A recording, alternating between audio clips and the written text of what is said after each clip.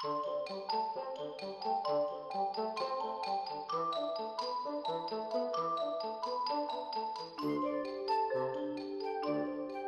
one of the advantages of me for participating in the BELA network is really that opportunity to network with peers, because it doesn't really exist in any other forum that I've come across so far. There's also the ability to access information and to conduct some benchmarking for yourself to really see what else is out there in the marketplace, to see what other companies are doing, because there is this real willingness within the BELA community to be sharing those ideas, because there really is no winner necessarily in compliance. It's all about everyone raising the game together. The advice I would give to a new ethics and compliance officer really would be to take advantage of the opportunity that BELA offers to connect with others. And I will say that's what I did. Tim Arblick offered to introduce me to a couple of people, and I ended up connecting with Alan Usbay at HCA, who's since retired, and Alan was the most valuable resource. He would send me he sent me various documents, examples. He most importantly, though, he gave me the gift of his time to just talk to me as I was building something that was really new. There are frameworks for what a compliance program looks like. There's not a set framework for what an ethics program looks like.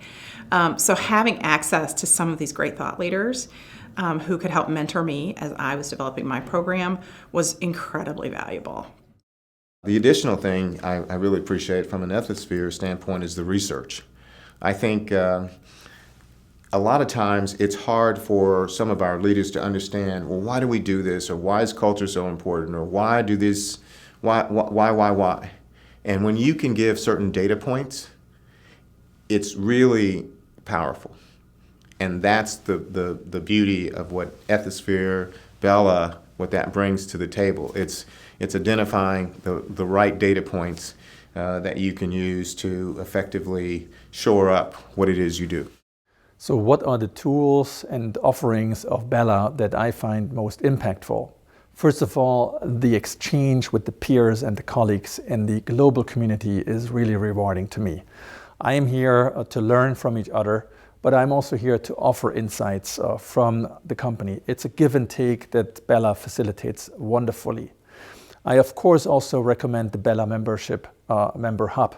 There are plenty of resources. Bayer has actually put some on them, and I think this is a tremendous resource that everybody should spend time on, because there is constantly new material uploaded on a number of topics. And I think lastly, the so-called concierge service of Ethisphere, where you can ask a question either on data points or other initiatives, and BELA or Ethisphere is looking into existing materials, is soliciting input from members, and is then ultimately answering your question, is an amazing asset. So I value all of this. It's really fantastic to engage with peers in the roundtables because although we're doing so much in Unilever, there's still so much to learn from our colleagues. And even just today in the conversations I've had a really interesting one about system-based controls, and a way that one of my peer groups is actually assessing some of financial controls.